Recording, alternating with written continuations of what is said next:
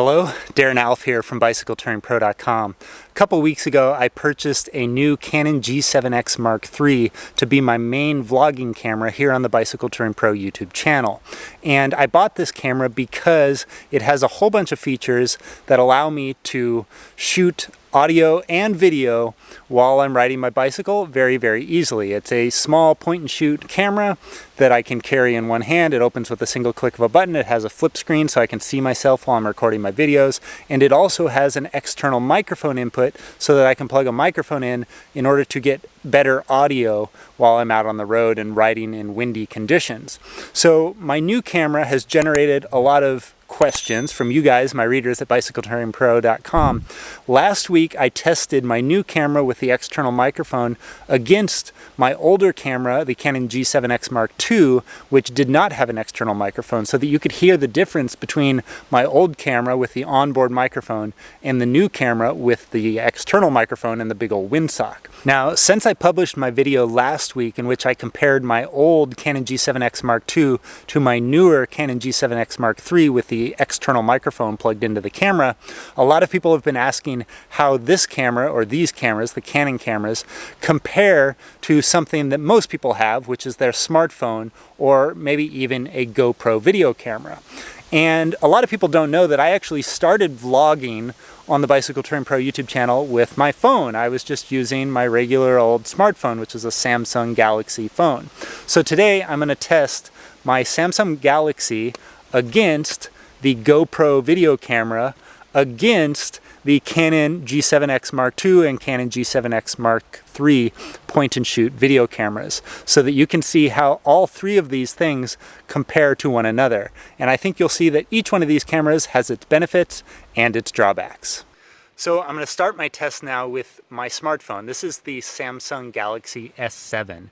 And one of the things that I like about using my smartphone for vlogging is the fact that I pretty much always have my phone on me, and pretty much everyone has their phone on them at all times. If you have a phone today, you have a camera that you can use to record your travels and adventures and all that kind of stuff. Now I'm going to jump on my bike. I'm going to ride up this hill at about 18 miles an hour. And I want you to pay attention to the difference in video quality, the steadiness of the camera. You'll notice that this camera doesn't have any sort of built-in stabilization. So when I move my hand, the camera kind of shakes a little bit. And I think that shaking is going to be a whole lot bigger once I start cycling. Okay, so I'm on the bike now and I'm going uphill at about 18 miles an hour. I'm in the White Mountain National Forest in the US state of Maine right now. And as I'm riding, I want you to pay attention. Like I said, the video quality, I'm just holding the camera in my hand. I don't have any special, gimbal or anything. I'm really just holding the camera straight in my hand. Now, what about the audio as we're riding along here? Can you hear much wind noise? My experience with recording on my smartphone has been that sometimes the audio is really good, and sometimes you get a lot of wind noise, just depending on where the wind is coming from. So how does it sound now? Does it sound pretty good? I also like recording on my phone because I can see myself while I'm riding. The disadvantage to recording on your phone, however, with the flip screen on, is that the camera on the front of your phone is not as good as the camera on the back. So while I can see myself right now, the quality of my video is not as good as it could be if I were recording with the other camera on the other side of the phone. Okay, so I've switched over to my GoPro video camera, which is an action cam, a small little action cam sports camera sort of thing. You've probably seen them before.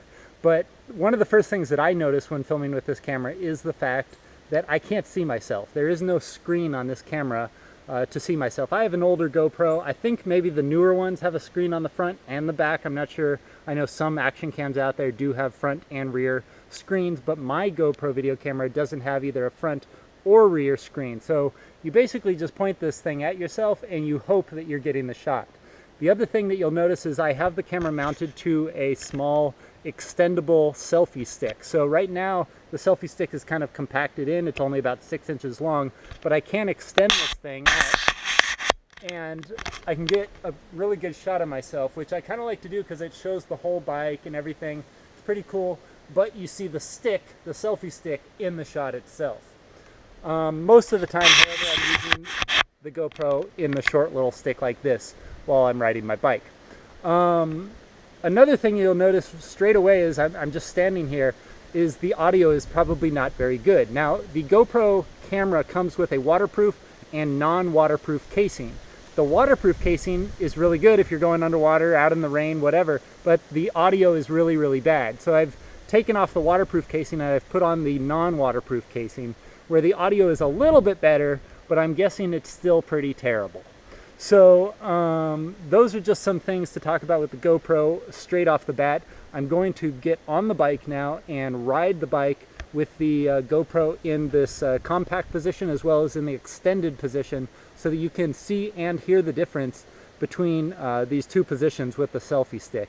I like the GoPro in the fact that it's fisheyed, so it has a wider angle. You can kind of see more of me and my bicycle than you can with the other cameras, but the downside is the fact that I can't see myself and the sound is really, really terrible.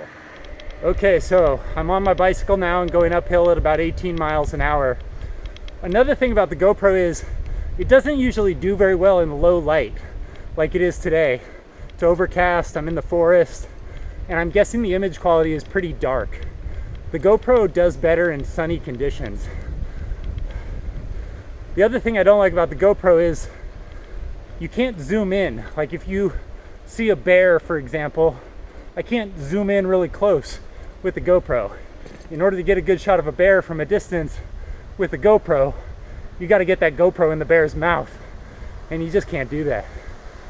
Okay, so take note of how the audio sounds right now. Just pay attention to what my voice sounds like, and then I'm going to extend the selfie stick out another like 3 feet, and I want you to tell me how much of a difference in the audio there is.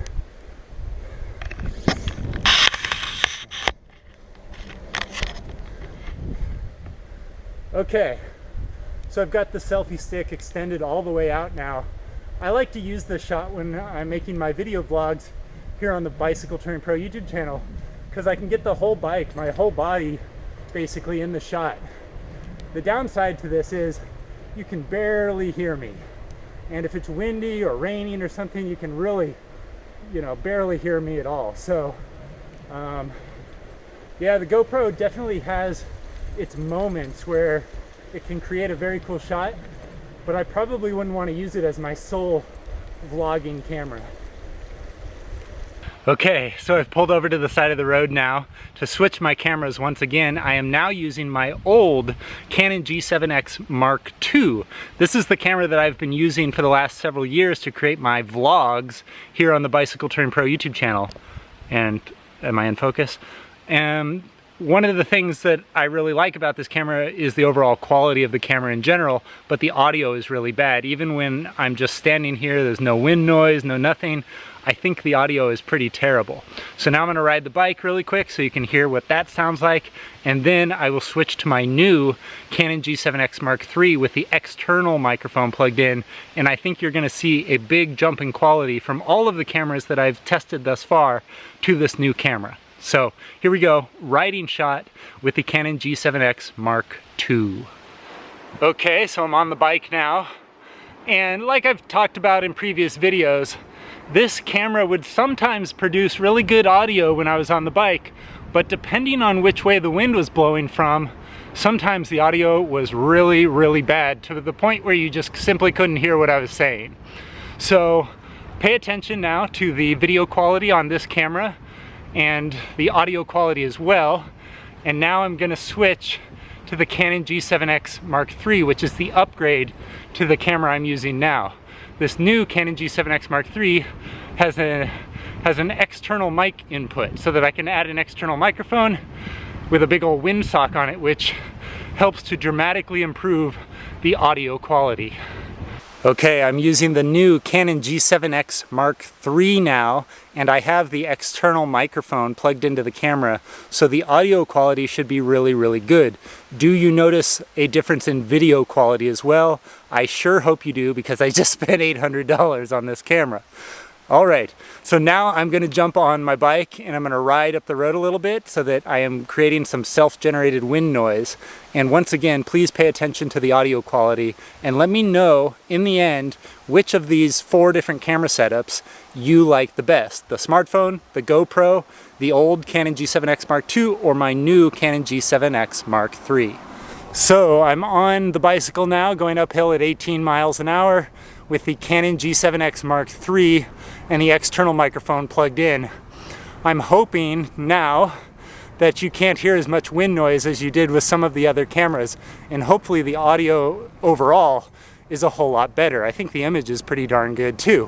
One of the downsides to using like a point and shoot camera like this as well as your smartphone is the image is not very wide, so you can't see much of my bicycle as I'm riding. You can't really see much of it at all unless I kind of get creative with the camera angles. So that's a downside to this maybe versus the GoPro, but overall I think a point and shoot video camera like this is a better option overall for the type of shots that I want to get when I'm out riding my bicycle. Okay, so you've now seen 4 different cameras compared against each other. You've seen the smartphone versus the GoPro versus the Canon G7X Mark II versus the Canon G7X Mark III with the new external microphone plugged in. Hopefully now you can see a difference between these 4 different cameras, and maybe this video will help you decide which of these cameras you can use to document your own cycling adventures. If you are interested in purchasing any of the products that I've mentioned in this video, please check the links in the video description below. I've also linked to these products on my website at bicycletouringpro.com. Thank you guys so much for watching. Before you go, please smash the like button if you would. That helps YouTube figure out that this is a video worth watching. Also, if you are new to the channel, make sure you hit the subscribe button down below and hit the bell button next to the subscribe button so you are notified each and every time I come out with a new video. I publish new videos at least once a week, but sometimes even more often than that. Finally, if you are interested in learning how to conduct your own bicycle touring adventures, be sure to visit my website at bicycletouringpro.com and pick up a copy of my book, The Bicycle Touring Blueprint, which is a 400-page guide that will teach you everything you need to know in order to conduct your own bicycle tours anywhere in the world. Short tours, long tours, any kind of bike trips you can imagine. Okay, that's it. I am Darren Alf from bicycletouringpro.com. Thank you guys so much for watching, and I hope to see you out on the road sometime soon. Bye-bye.